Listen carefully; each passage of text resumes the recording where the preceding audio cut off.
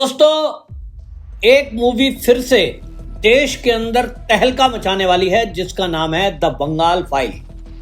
विवेक रंजन अग्निहोत्री जो कि real film story को लॉन्च करते हैं, जिन्होंने the Kashmir file, Udaipur file, Tashkent file और आपको यह भी बता दूं कि इन्होंने ही आप देखिए कि जो केरला फाइल थी वो तक बनाई थी।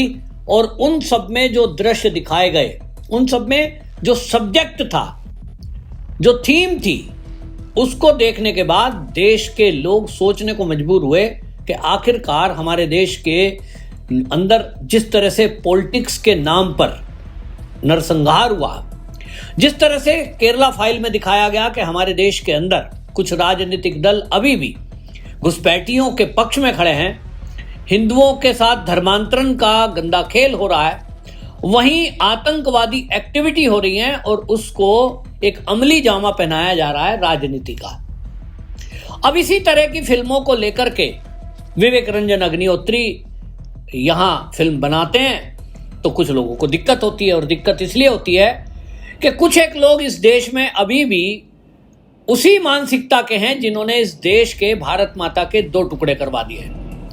1947 में विभाजन की विभीषिका हमारे देश ने देखी तो पाकिस्तान और हिंदुस्तान में जिस तरह से कत्लेआम हुआ, एक अनुमान के अनुसार 6 लाख हिंदू महिलाओं को काट दिया गया, बलात्कार हुए।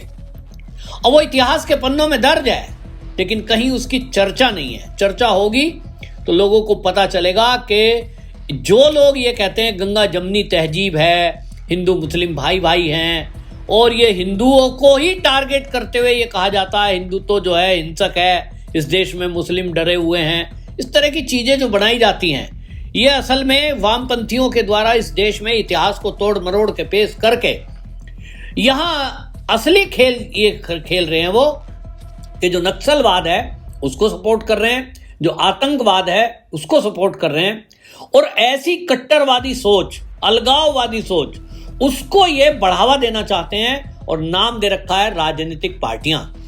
इसी तरह से मुस्लिम लीग ने ये 16 अगस्त 1946 को डायरेक्ट एक्शन डे के नाम पर जो किया वो पूरे देश के सामने एक मूवी के माध्यम से आने जा रहा है। लेकिन ममता बनर्जी ने घोषणा कर दी है कि इस मूवी को बंगाल में रिलीज नहीं होने दिया जाएगा। ममता बनर्जी इसका विरोध क्यों कर रही है? भाई, ममता बनर्जी को इसका रिलीज ना होने का कोई नुकसान है क्या?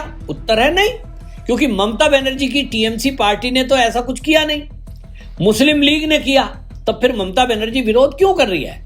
ममता बनर्जी विरोध इसलिए कर रही है क्योंकि कुछ मौलाना मौलवी इस फिल्म को रिलीज होने देना देश के अंदर नहीं चाहते, और ममता बनर्जी उनकी तुष्टीकरण के लिए, उनको खुश करने के लिए ये बैन करना चाहती है।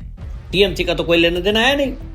अब इस संभावनाओं में जब पहले से लग रहा है कि कोई बैन लग सकता है बंगाल के अंदर, तो पल्लवी जोशी जो कि इसमें एक्टिंग भी कर रही हैं और वो फिल्म मेकर में भी हैं, उन्होंने देश की राष्ट्रपति द्रौपदी मुर्मू को पत्र लिखकर अपील की है कि ये जो मूवी है इसको पॉलिटिक्स से जोड़ करके देखा जा रहा है, जबकि हम कलाकार हैं और हमारा काम है एक्टिंग करना।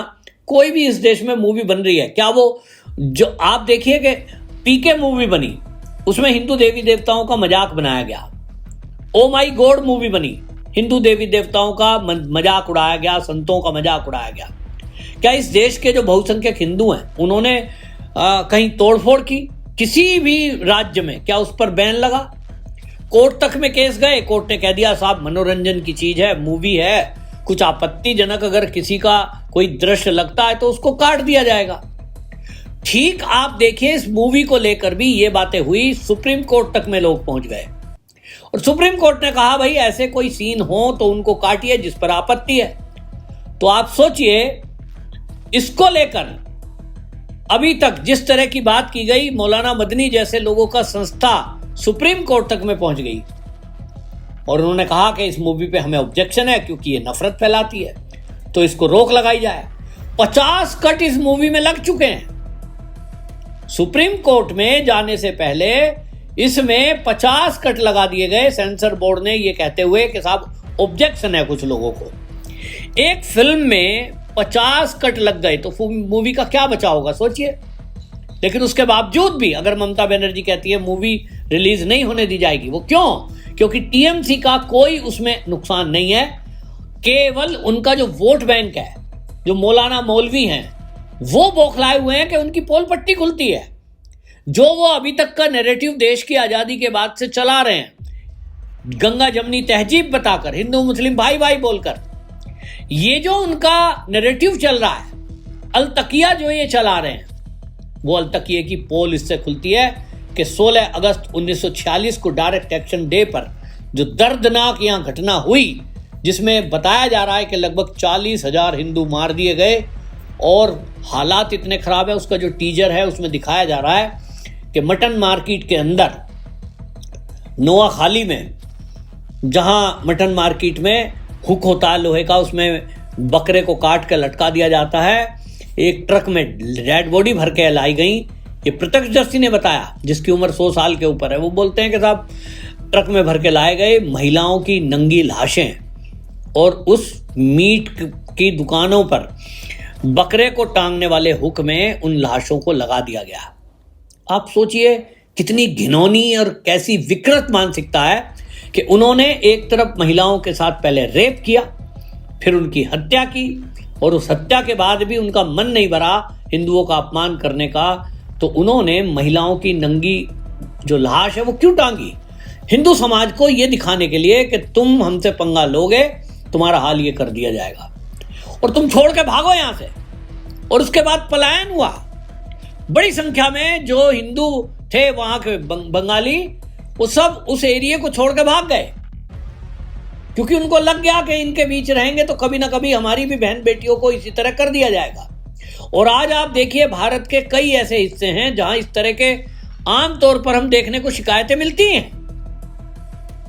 जहां बहुसंख्यक समाज है ये इस तरह की विचारधारा का, उनके अंदर आप देखें वहां आए दिन इस तरह की घटना होती है तो कोई रियल है। अब ये बौखलाहट जरूरी, इस बौखलाहट में ममता बनर्जी उनका साथ दे रही है।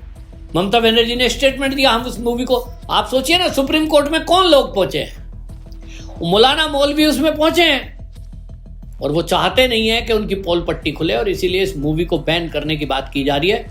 तो राष्ट्रपति जी से अपील की गई है फिल्म मेकरों द्वारा।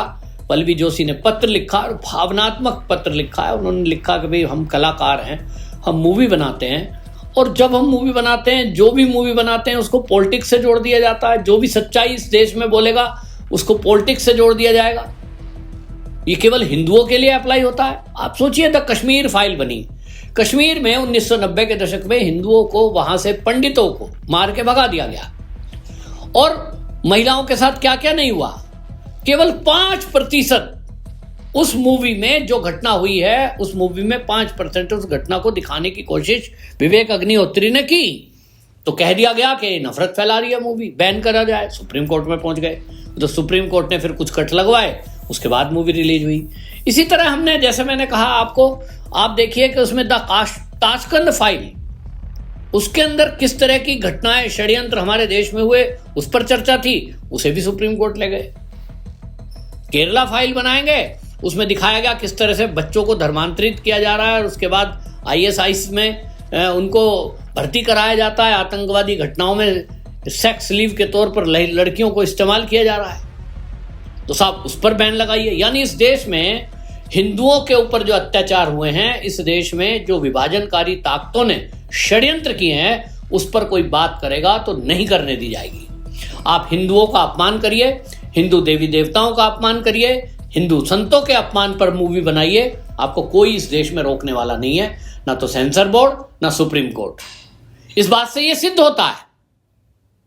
लेकिन अब यह मूवी 5 सितंबर को रिलीज होने जा रही है, तो आपसे मेरा आग्रह है कि इस मूवी को अधिक से अधिक सपोर्ट करें। देखने तो जाएं ही, क्योंकि ना मैं था और ना आप थे। आप में से ज्यादातर लोग होंगे जो 1946 में मूवी जो ये बनी है, उस समय के वो दृश्य याद नहीं होंगे, क्योंकि समाचार पत्र भी लिमिटेड होते थे, आज की तरह संसाधन नहीं थे, लोगों को केवल गूगल पर जितना मिलता है उतना मिलता है। लेकिन इस मूवी में जो भाव है दिखाने का, वो मतलब ये है कि इस देश के अंदर कुछ ताकतें ऐसी भी थी और आज भी हैं कि जो इस देश का बंटवारा चाहती हैं, और उस बंटवारे में भी हिंदुओं का अपमान, हिंदुओं का कत्लेआम, ये आज भी अनवरत जारी है। देखे ना आप, कोई दिन ऐसा बीतता है जहां हिंदू यात्राओं पर कुछ पथराव ना होता हो, इस तरह से कत्लेआम ना होता हो। तो कुल मिलाकर इस तरह की चीजें हुई हैं हमारे देश में। और ये राजनीतिक दल जो सत्ता का सुख 70 साल भोगती रही कांग्रेस, इन्होंने कभी भी हिंदुओं का पक्ष नहीं लिया, ना हिंदुओं के बारे में कभी चिंता की, बल्कि इन्होंने आरएसएस को बैन करना है, हिंदुत्व को बैन करना है, सनातन को समाप्त करना है, ऐसी बातें तो की, लेकिन कभी भी इस फिरका परस्त जो ताकतें हैं, जो अलगाववादी ताकतें हैं, उनको इस देश में बैन करना है, ये बात कभी नहीं की। तो ये राष्ट्रपति जी को पत्र लिखा गया है। अब देखते हैं उसमें राष्ट्रपति जी अपनी तरफ से क्या करती हैं, क्या ये बंगाल में बैन होती है या चलती है। आप अपनी राय जरूर रखें।